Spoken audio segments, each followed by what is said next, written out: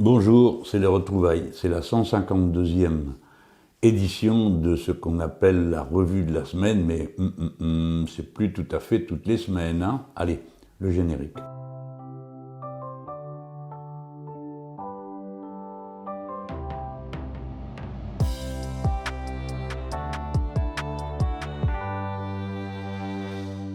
Bon, je m'adresse à vous avant de prendre l'avion, parce qu'il n'y a pas moyen de faire autrement, sauf aller à la nage ou à la rame. Je passe sur le continent américain. Je vais entrer par le Mexique, puis j'irai au Honduras et enfin en Colombie.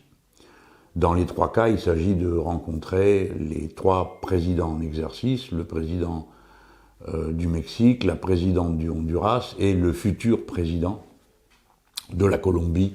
Bon, dans les trois cas, c'est une occasion pour moi de me ressourcer dans une vision un peu plus en hauteur de ce qui reste la marque de notre temps. La chaîne du néolibéralisme a de nouveau rompu, de nouveau en Amérique latine, après qu'on nous ait dit que c'était fini, que notre temps était passé, que la décennie de gauche était finie, et que maintenant on revenait enfin aux affaires normales, c'est-à-dire le néolibéralisme, la brutalité, la violence sociale, et ainsi de suite. Et non, c'est pas ça qui se passe du tout. On peut espérer d'ailleurs en octobre prochain assister à la victoire de nos amis au Brésil, de nouveau, avec la candidature pour la 6e fois de Lula, qui a été déjà 2 fois élu, après sa 4e tentative, donc c'est dire qu'il y a une certaine continuité dans cette affaire.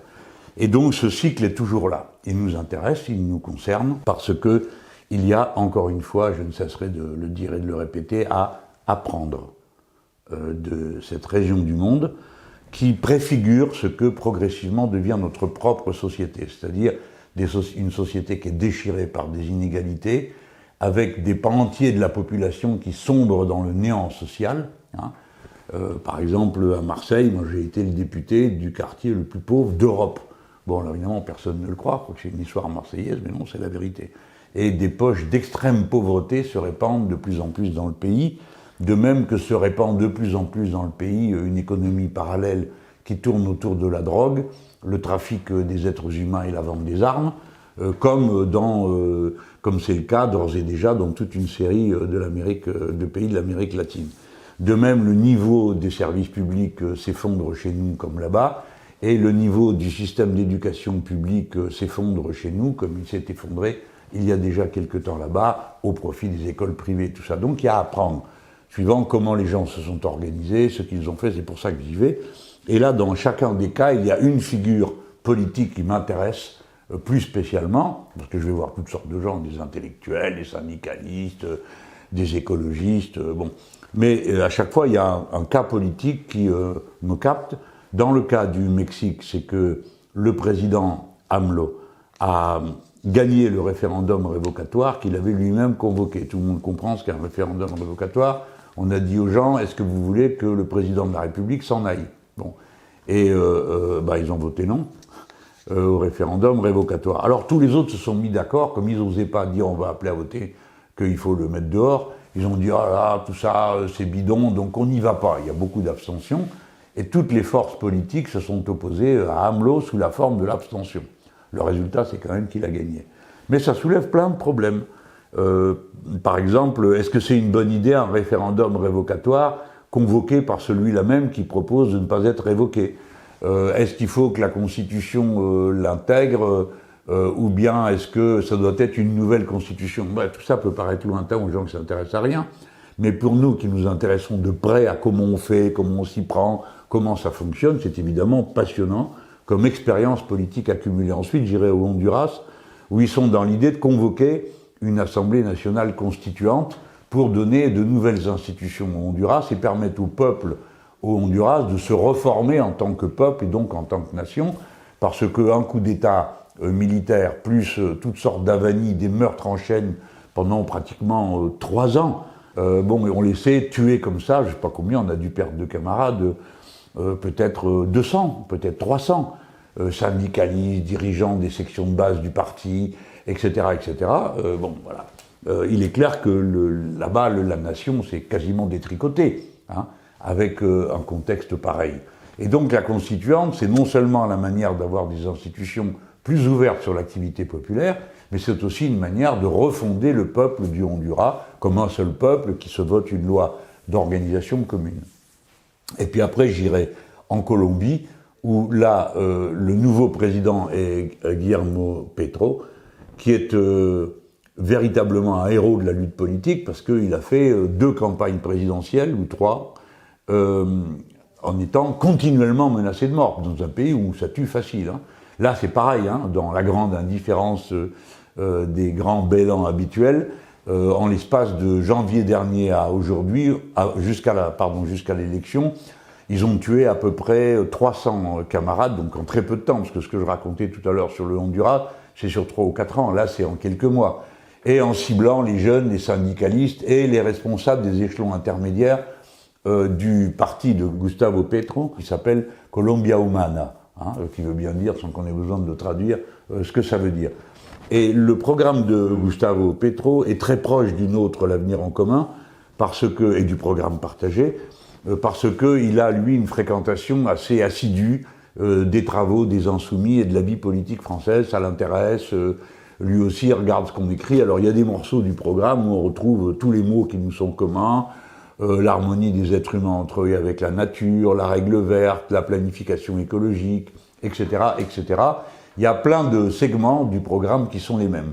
Ce qui est très intéressant parce que progressivement, c'est à l'échelle du monde que les diverses gauches arrivent à se reconstituer et à constituer de nouvelles organisations politiques après l'effondrement du communisme, d'une part, et d'autre part, alors le communisme dans les conditions dont tout le monde se souvient, de la chute du mur de Berlin, de l'effondrement de l'URSS, et la social-démocratie, son naufrage dans la corruption dans pratiquement toute l'Amérique latine, et en Europe, dans un accompagnement du néolibéralisme qui l'a réduit de moitié dans les grandes forteresses traditionnelles de la social-démocratie, comme l'Allemagne ou le Danemark et autres, et il a fait purement et simplement disparaître de certains pays avec des scores résiduels et groupusculaires, comme on a pu en voir en Italie ou en France. Bien.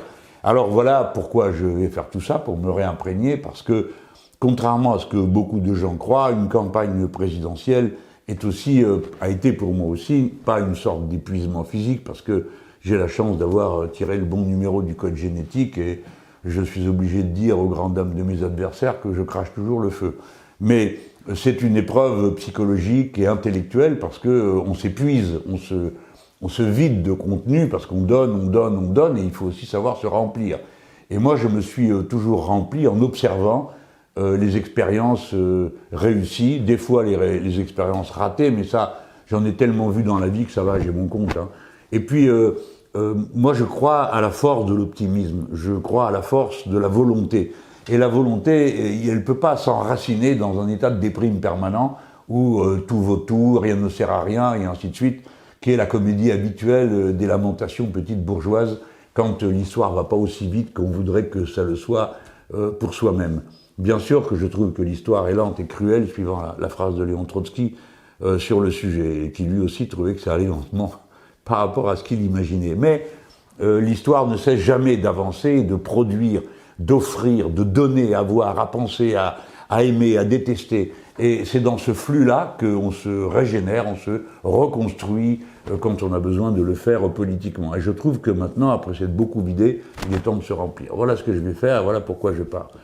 Je laisse ici mes camarades, ça c'est le point 2 de cette revue, en pleine bataille parlementaire. Alors c'est un moment terrible pour eux, parce que la vérité c'est que tout le monde est parti pour les vacances, ou bien, même s'il n'est pas parti en vacances, disons que le rythme s'est ralenti, et puis il y a moins d'appétit pour comprendre la politique, d'autant que vous connaissez l'état du système d'information de notre pays. Franchement, c'est pas ça qui donne envie de manger. Hein. Heureusement qu'ils s'occupent de la politique, parce qu'ils s'occupaient de nourriture, ils nous dégoûteraient aussi de manger. Alors, pour eux, c'est dur parce qu'ils sont mobilisés 24 heures sur 24, que leur vie a explosé. Bon, il y a 75 de nos amis pour le groupe Insoumis hein, qui sont élus. Bon, ils avaient tous envie d'être élus puisqu'ils ont fait campagne. Mais tout d'un coup, ils réalisent que session extraordinaire, les vacances que vous aviez réservées avec votre famille, il n'y en a pas. Il s'agit d'annoncer à son conjoint ou à sa conjointe qu'on ne sera pas là. Il s'agit d'annoncer aux gosses qu'on est bloqué tout le mois de juillet et peut-être le début du mois d'août. C'est extrêmement dur. C'est-à-dire que vous avez, sur 75, les 17, ils étaient préparés, et tous les autres, ils ont leur vie personnelle qui explose en même temps que le reste. Donc je leur souhaite à eux bonne chance, puisque moi, cette année, je ne suis plus réquisitionné. Alors là, que se passe-t-il? Je vous dresse le tableau succinctement. Si vous vous intéressez à mon analyse en profondeur de la question des législatives, vous avez la conférence que j'ai donnée il y a maintenant une semaine, je crois, ou 10 jours, je ne sais plus comment on vit, vous la retrouverez. Et puis sinon, aussi, vous pouvez remonter jusqu'au bilan de l'élection présidentielle, puisqu'à chaque fois, je fais une conférence derrière. Bon, ça c'est pour donner les détails de ma manière d'analyser ces deux élections. Mais là, d'abord, je vous fais le tableau vite fait. Le système médiatique, comme vous le savez, est la deuxième peau du système politique et économique du pays. Bon, pour résumer, s'il n'y avait pas eu les médias, il n'y avait pas de campagne des macronistes, hein, vous vous en souvenez. Et ils font une campagne, comment dire, c'est pas direct, c'est pas de la propagande directe pour dire votez pour M. Macron, mais par contre, oui, beaucoup ne votaient pas pour les Insoumis pour plein de raisons, ou ne votaient pas pour la NUPES pour plein de raisons. Par exemple, pendant 10 jours, ils ont rabâché que nous avions imaginé 160 milliards d'impôts supplémentaires, sans que personne ne se soucie d'en faire la démonstration. Puis c'était répété sur toutes les télés, sur toutes les radios, dans tous les journaux.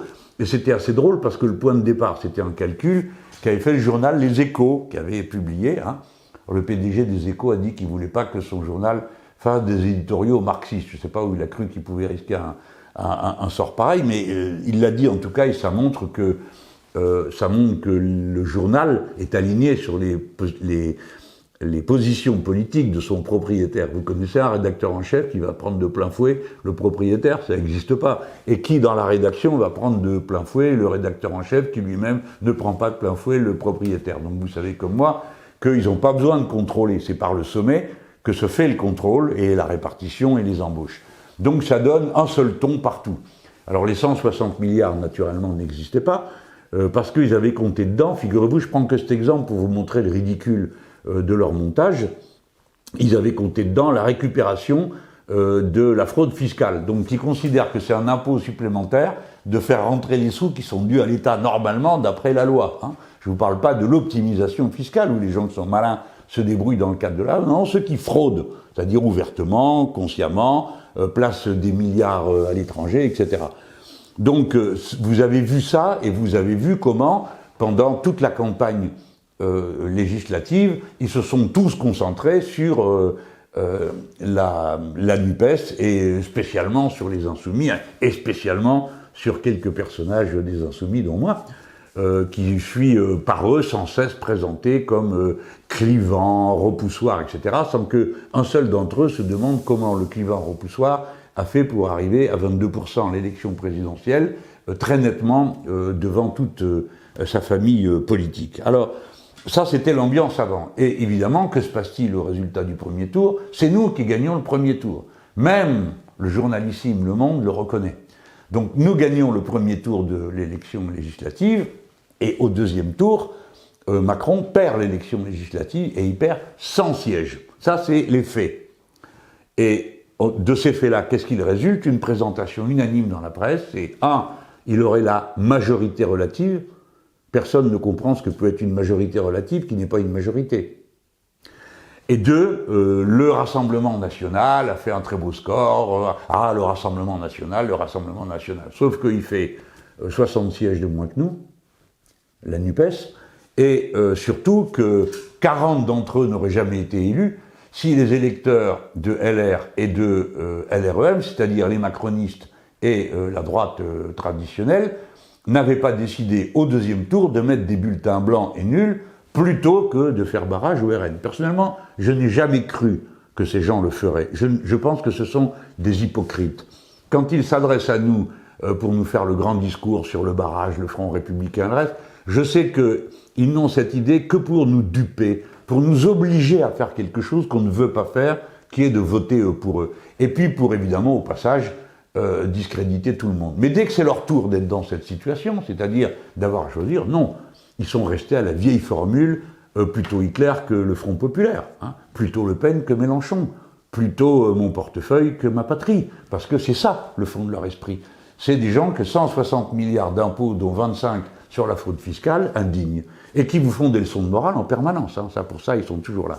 Donc, le système, qu'est-ce qu'il a fait? Il a effacé notre victoire du premier tour, inventé une majorité relative et mis en place le monde dont il rêve.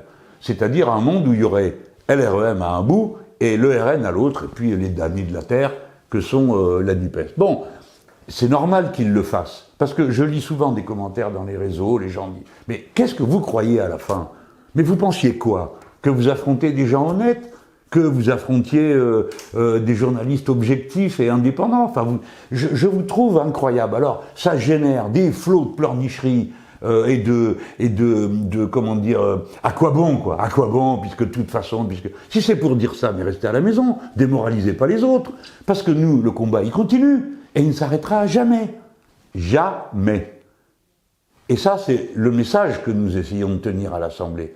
Alors, on nous avait dit, une fois que vous serez arrivés là-bas, vous allez voir, ils vont tous retourner, chacun sa petite chapelle, c'est pas ça qui s'est passé. Et partout, nous avons mené ensemble des candidatures communes, des fois il y a eu des petits couics ou des petits couacs par-ci par-là, mais on a décidé qu'on n'en tenait pas compte, que ce qui comptait, c'était par-dessus tout notre unité dans la NUPES. Mais je ne vous dis pas que sur tous les sujets, on va dire tous la même chose. Vous allez voir, le jour où il y aura légitimement le fait que l'un dit un truc et l'autre a une autre appréciation, on dit « Ah, voyez, ça y est, ils ont commencé à se disloquer ». Ils n'en diront pas le 10e des guerres ininterrompues qui ont lieu aujourd'hui à l'intérieur du groupe macroniste à l'Assemblée nationale. C'est sans arrêt qu'ils se tirent dans les pattes. C'est sans arrêt que ça bruise de complots, d'arrangements. Et puis, naturellement, ils vont essayer de surévaluer. Ils sont entrés dans cette logique-là avec deux objectifs politiques. Premièrement, arriver à effacer un fait. C'est le seul gouvernement d'une démocratie dans le monde où le gouvernement n'est pas validé par un vote de confiance par l'Assemblée nationale. Il n'y a pas d'autre exemple. Dans les pays où la proportionnelle est telle que ça atomise le champ politique, par exemple en Israël, c'est un des systèmes les plus proportionnalistes. Hein. Donc il faut savoir le dire et l'observer pour apprendre aussi. Ben, même là, ça peut des fois prendre des semaines, ils finissent par faire un accord pour faire un gouvernement qui a une majorité. En France, on peut faire un gouvernement sans majorité. Et ça, ils ont réussi à l'effacer du tableau. Alors on discute, Madame Borne a bien parlé, elle a bien dit si, elle a créé un style, je sais pas quoi. Hein. Tout ça, c'est du blabla pour meubler le temps d'antenne et faire oublier la vérité, à savoir que nous avons un gouvernement qui n'a été élu par personne et qui, quand il s'est présenté devant les électeurs, a été battu.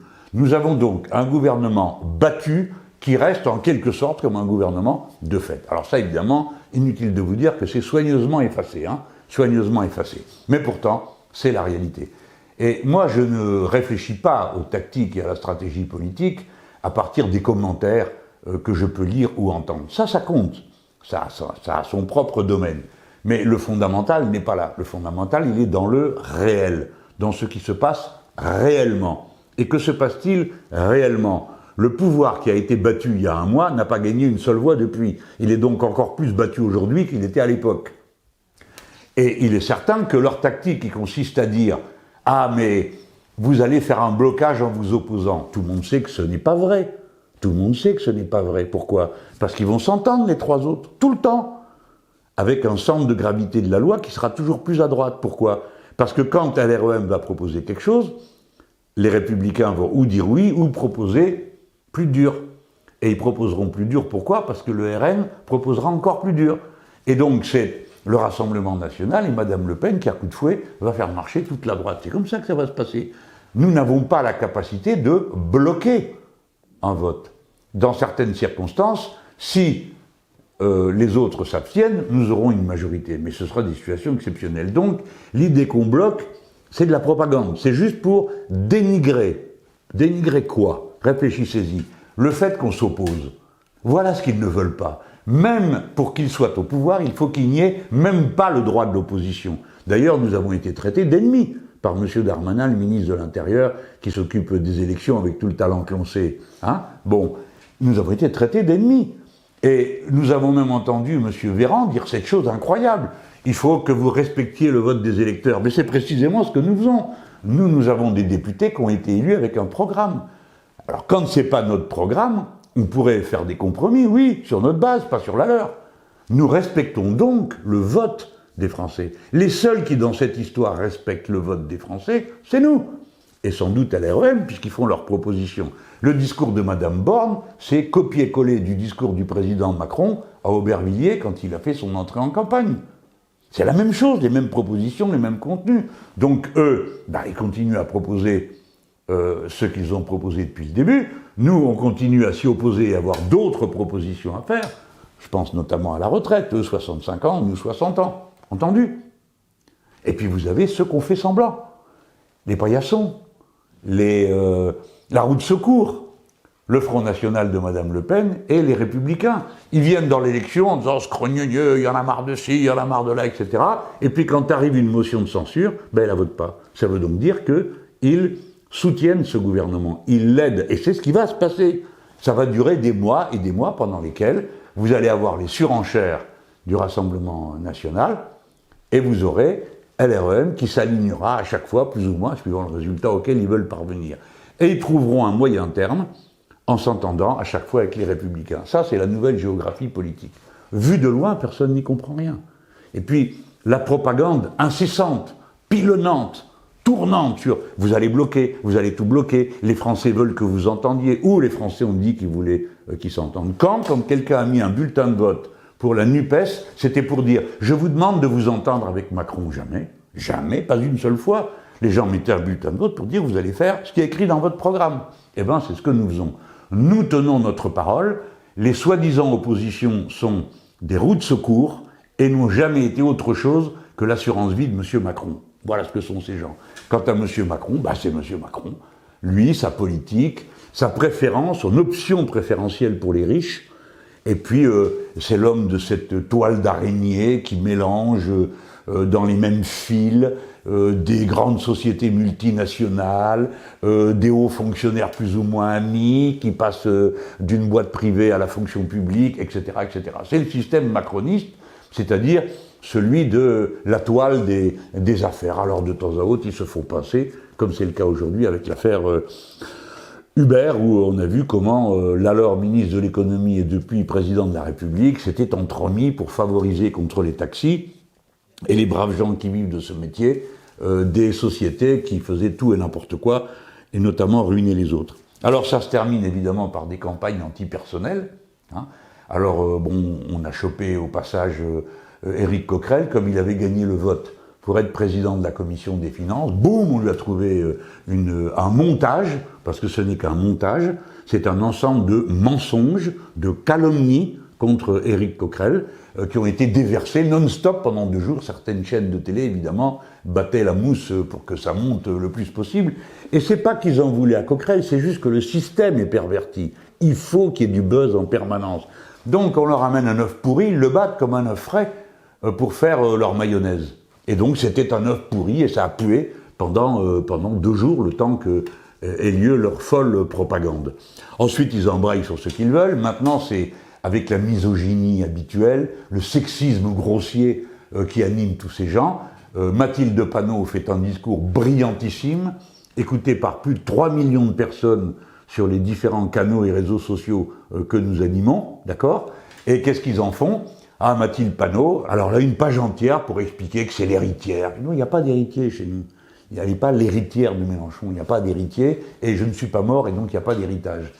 Et puis de toute façon, il faut voir comment il la présente comme quelqu'un de violent, alors qu'elle est juste déterminée. Elle est la présidente du plus important groupe d'opposition. Le reste, à droite et à l'extrême droite, c'est les roues de secours, ça compte pas, c'est pas de l'opposition. L'opposition, c'est la NUPES. Et dans la NUPES, le plus grand mouvement, c'est le mouvement insoumis. Elle est cette femme-là, brillante, convaincante, et vous avez vu comment il la traite. Alors, ça va très loin, parce qu'il y a un chroniqueur qui dit « Elle a lu un texte, peut-être que c'est un texte prêt à lire, signé Jean-Luc Mélenchon. » Parce qu'évidemment, pour ce chroniqueur, qui est un gros macho de chez macho, une femme est incapable d'écrire un discours, elle n'est pas capable d'être une tribunicienne, elle n'est pas capable d'avoir une pensée claire. Hein. Voilà, c'est ça leur vision du monde. Et ça n'arrête pas. Bon, je vous dis ça avec la petite dose de picou qu'il faut pour que ça crée de l'ambiance. Mais la vérité, c'est que c'est très consternant, mais ça nous endurcit. Ça doit nous éduquer. Ne leur faites aucune confiance. Jamais. Ne leur faites pas confiance. Quelque chose chez eux a sonné le tocsin d'alarme. Le tocsin d'alarme leur dit, ne leur laissez pas 1 millimètre de chemin à ces NUPES, à ces insoumis. Ne leur laissez pas 1 millimètre parce qu'ils vont avancer. C'est vrai que nous allons avancer. Pourquoi? Parce qu'il y a un extraordinaire accélérateur des luttes populaires qui a lieu. Elle est de 2 ordres. 1, la crise climatique. C'est bon à rien, n'ont rien prévu, rien organisé, et continuent à faire comme si le problème du risque d'effondrement de la civilisation humaine sous les coups du changement climatique n'était pas un problème. Ça, c'est première cause. Celle-là, vous êtes de droite, vous êtes de gauche, vous êtes ce que vous voulez, mais tout le monde comprend qu'il y a un problème énorme et que ceux qui dirigent ne font rien. Et que, comme ils ne sont bons à rien, on se rapproche progressivement du moment où les gens, après avoir dit « Mais enfin, comment ça se fait que vous ne faites rien ?» leur diront « Mais puisque vous ne faites rien, allez-vous-en. Dégagez. » Comme ils disaient dans tant de pays du monde. Et puis la deuxième raison, c'est évidemment la hausse des prix partout. Ce qu'on appelle l'inflation. Mais ça veut dire l'augmentation générale des prix, qui fait plus que grignoter, qui commence à voler de l'intérieur le salaire des gens. Parce que si avec le même salaire vous pouvez acheter moins, c'est comme si on vous avait pris la différence. Alors, qui va payer cette différence? Voilà la grande question. Est-ce que c'est les super profits des profiteurs de crise, ou bien est-ce que c'est la vie des gens? Cherchez pas midi à 14h, tournez pas autour du pot, c'est ça la question qui est posée. C'est elle qui va se régler. Il y a des dizaines de pays aujourd'hui où ont commencé des manifestations, des fois énormes. Au Sri Lanka, le pouvoir est tombé. Hein. Alors là, les gens, ils n'ont pas écouté la télé, hein, ils sont allés directement au palais présidentiel et l'ont viré. Voilà, comme ça, le problème a été réglé. Mais c'est pour vous dire que des exemples de cette nature, il y en a dans le monde entier. Alors on peut regarder tout ça avec du mépris, du dédain, en disant oui, ben bon, c'est des pays un peu spéciaux. Non, c'est pas des pays un peu spéciaux, c'est des pays peuplés par des gens qui ont les mêmes aspirations que nous. Ils veulent mieux vivre, ils veulent pouvoir manger à leur faim, que leurs gosses soient éduqués, que leurs anciens soient soignés. Vous savez, c'est ça les revendications du peuple. Le peuple parle une langue universelle. Dans tous les pays, dans différentes langues, ils demandent la même chose. Le droit à la dignité, le droit au respect, le droit de vivre. Eh bien, en France, ce sera pareil. C'est la raison pour laquelle la motion de censure qui va être votée lundi, ou plutôt qui va permettre au gouvernement de passer entre les gouttes, elle a cette signification. Nous sommes une opposition. Nous n'acceptons pas, nous ne faisons pas de compromis avec les macronistes pour la raison que n'en font avec personne. Et qu'ils nous demandent d'avaler tout rond le plat qu'ils ont préparé depuis la présidentielle. Or, ni la présidentielle, ni l'élection législative n'ont réglé les problèmes de ce pays.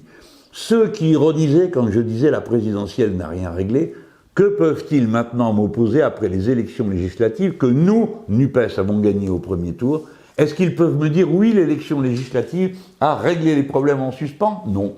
Donc c'est bien que nous avions raison sur le coup d'œil que nous jetons. Par conséquent, nous appelons et nous allons travailler à construire une opposition de masse. Mais elle va avoir une caractéristique nouvelle. Il faut que ce soit une opposition politique, mais qui s'adresse aussi à tout le mouvement social. L'ancienne séparation entre le mouvement social et l'action politique n'a plus de sens. Et je vais dire, bien sûr, chacun est ce qu'il est. Nous ne sommes pas des syndicalistes. Les syndicalistes font leur travail de syndicalistes. Nous sommes des législateurs quand nous sommes élus à l'Assemblée nationale, et nous sommes des militants politiques et des agitateurs quand nous n'y sommes pas. Bien. Mais dans le passé, comment ça se passait? Les organisations syndicales disaient, mais écoutez, nous, on ne peut pas avoir d'action commune avec un parti politique. Nos adhérents viennent d'à peu près tous les partis. Et naturellement, ils pensaient aux partis de gauche, qui sont les plus représentés dans le syndicalisme, c'est ultra majoritairement. D'accord? Mais maintenant, cette raison-là n'existe plus, nous sommes unis. Puisque nous sommes unis, c'est pas nous qui allons diviser l'action syndicale.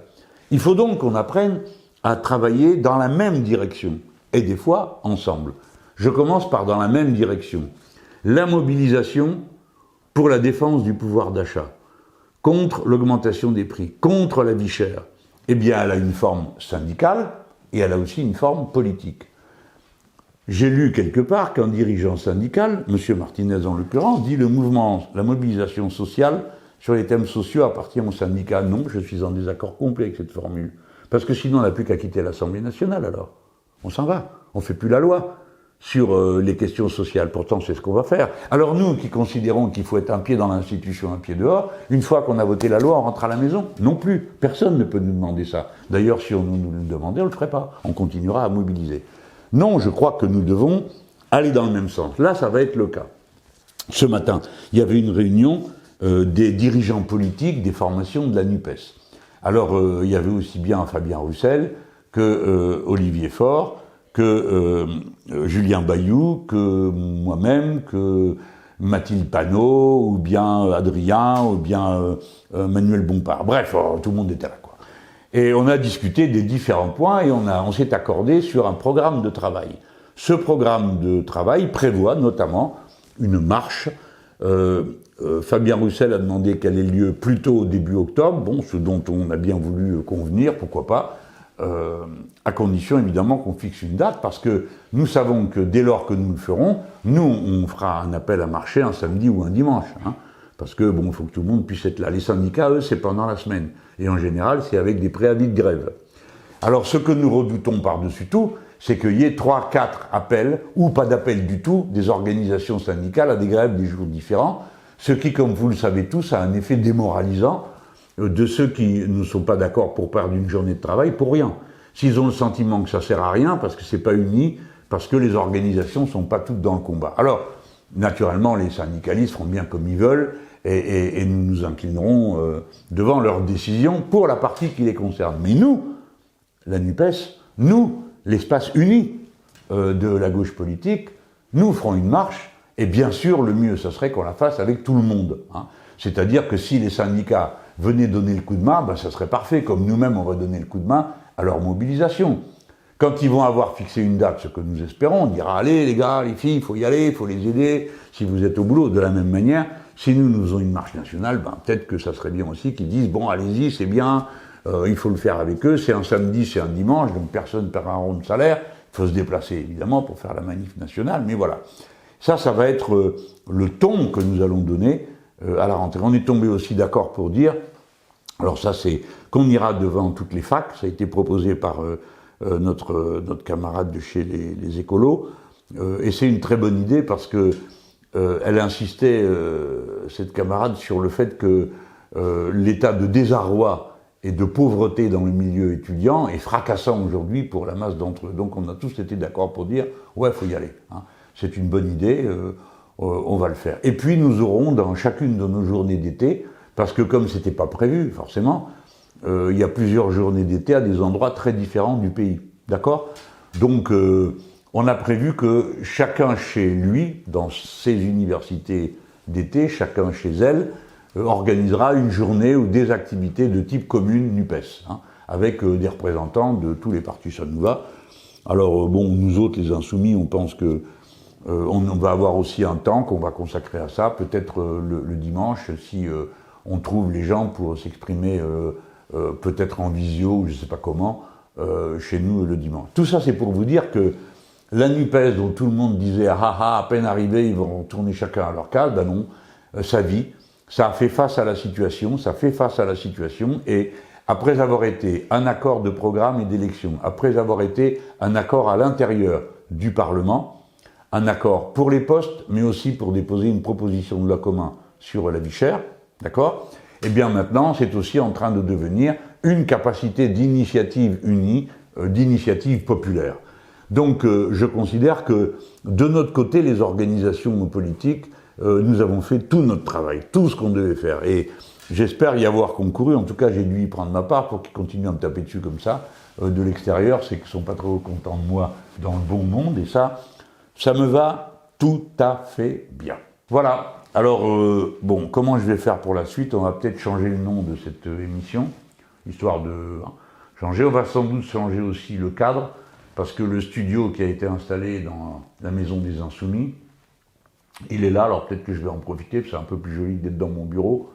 Encore que, on va se retrouver des fois sur la route, on est en train de former les gens, parce que figurez-vous que mon Antoine Léaumont, avec qui j'ai fait toutes ces années de revue de la semaine, hein, et qui me fait la faveur d'être revenu aujourd'hui pour la faire, Mais qu'est-ce qu'il est devenu, Antoine, entre-temps? Il est élu député.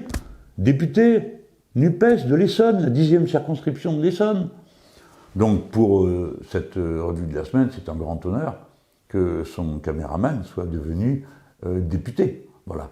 Et puis bon, ben moi, ça me prive d'un bon camarade avec qui j'avais vraiment plaisir à faire ça, mais lui dit non, je vais continuer. Je comprends bien qu'il fait ça il me dit ça pour me faire plaisir, mais avec tout le boulot qu'il a déjà sur le dos, je ne sais pas si ça va être possible. En tout cas, comme tous les députés, en tout cas insoumis, tous ils convoquent des assemblées populaires dans leur circonscription. Et vous autres, les gens qui m'écoutez, si vous voyez passer une invitation à aller à une assemblée populaire avec votre député, femme ou homme, ou que ce soit dans le pays, allez-y. Parce que c'est le seul endroit du monde où des gens de toute la gauche française peuvent se retrouver pour décider des choses à faire. Alors ça va depuis décider des choses à faire. À la rentrée, vous allez avoir je ne sais pas combien de classes qui vont fermer, combien de collèges il va y avoir des problèmes. Donc je parle de la rentrée scolaire, donc vous pourrez vous mobiliser pour faire face à cette rentrée scolaire avec un peu de, comment dire, hein, un peu de muscle, hein, si jamais il y a possibilité de le faire. Et puis pour donner le coup de main, là où les gens sont en lutte pour obtenir le droit de vivre dignement. Et puis c'est des endroits aussi où vous pourrez bavarder, discuter, se connaître. Bon voilà, on tourne une page qui a 25 ans hein, de durée. Alors je sais que tout le monde a des histoires avec tout le monde, moi aussi j'en ai un paquet. Mais c'est pas une attitude raisonnable de remâcher sans cesse le même papier. D'accord? Donc c'est bon, on passe à autre chose. Donc on se donne tous une deuxième chance d'union. D'accord? Et il faut qu'on la fasse vivre. Et pour ça, comme j'ai dit une fois, il faut jeter la rancune à la rivière, même si c'est pas ce qu'il y a de plus facile, hein, je le sais très bien. Hein. Les amis qui m'écoutaient, parmi vous, il y en a qui ont encore les boules, comme ils disent, hein, de quelques situations qui leur est resté en travers de la gauche. Mais passez à autre chose, ayez le moral de vainqueur et de combattant, parce que de toute façon, la nouvelle génération fera mieux. C'est absolument certain. Et elle a déjà commencé à sa manière à le faire quand je vois qui vient dans les assemblées populaires, qui se mobilise, qui fait du travail de conscientisation. Et c'est vrai pour la jeunesse de toutes les catégories sociales. Quand vous voyez les jeunes d'agro, qui sont le top plus, envoyer balader le modèle agricole chimique, quand vous voyez trois groupes différents prendre la parole à Polytechnique, vous savez, à la cérémonie de fin d'année pour expliquer qu'un système pareil, ça ne peut plus durer, quand vous voyez les jeunes gens de l'école d'ingénieurs en aéronautique décider que eux, des avions et tout ça, c'est leur truc, c'est pas ça qu'il faut faire, je pense qu'il y a bon espoir, parce que maintenant, c'est les jeunes gens de toutes les catégories sociales qui disent ce système est pourri, il ne peut pas fonctionner, il nous mène à la catastrophe et il faut en changer. Par conséquent, quelle que soit la situation, personne n'a de prétexte à rien faire. C'est tout le contraire. Il faut agir, s'engager, s'investir. Là-dessus, moi je vous dis au revoir, je vous retrouve peut-être pendant l'été, ça dépend comment ça va se passer, mon passage là-bas au Mexique, on a décidé, et dans les autres pays, de faire des petits flashs que vous pourrez suivre soit sur ma chaîne YouTube, soit sur la chaîne TikTok, soit sur je ne sais pas combien de réseaux sociaux j'anime en ce moment. Vous aurez des petites présences, voilà.